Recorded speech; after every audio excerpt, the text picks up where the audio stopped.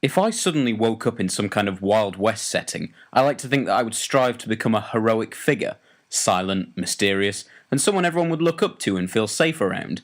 I think that's probably because in reality I'm the opposite of all of those things. Nowadays this is probably what most people would like.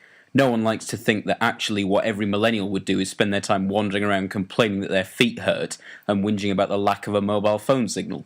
This is something I didn't see at all in the HBO series Westworld.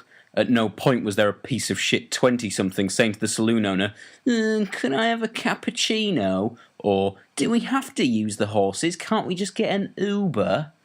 Westworld is about a theme park in which wealthy clients can live inside traditional Western films and basically do whatever they want in a world full of robotic NPCs.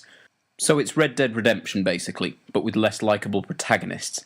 In Red Dead there was no designated rape button, and whoever made this show clearly assumes that that's up there on people's to-do lists in this park. But I disagree with that assessment. I think for some rich people, rape is a bit of a busman's holiday. The show succeeds in 3 different areas: premise, story, and acting. At the beginning I struggled to see any kind of story. Traditional Western themes are quickly shown to be just some routine for the robots. I'm sure robot isn't the right word, but synth, android or automaton sound a bit cunty, so robot it is. Although robot makes you think of Crichton or R2-D2, but these things just look like shitty humans. The real story doesn't appear for a few episodes, but when it does, it grips you and doesn't let go like your dad does for small change down at the harbour. You also see the factory side of things, where all the robots sit talking like Hal and being naked. I understand that they're naked to throw a bone to the people who don't understand the bits with words in. Well, they say a lot of things I don't understand, but they do take all their clothes off and I'm incredibly dehydrated, so I guess it's a good show. However, it doesn't really make sense in the story why they're naked.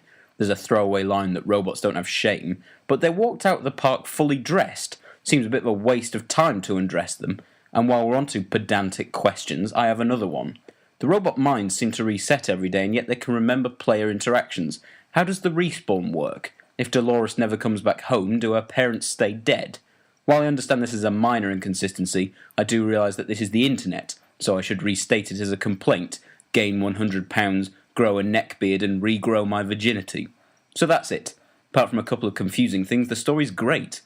The acting is the other big selling point. Ed Harris and Anthony Hopkins are the 2 big names here, and each one delivers a standout performance. So good they make the other actors look like they just wandered onto set to shelter from the rain, apart from of course the weirdly accented shouty story maker. They make him look like a piece of paper stuck to a megaphone. So yes, the show is amazing. I hate jumping on bandwagons like this, but I like to think that my praise carries some weight, since I was the only person in the world not queuing up for a quick suck on Better Call Saul. I'm not going to spoil anything because it truly is worth your time. I did have some holes to pick, but the show threw them right back in my smug face.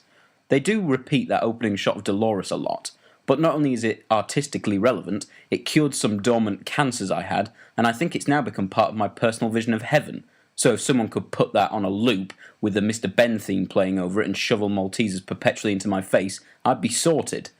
I was also going to complain that the nudity is just titillation for monkey men, what with every female character undressing at some point and the male leads being older Christopher Walken and Alan Sugar with alopecia.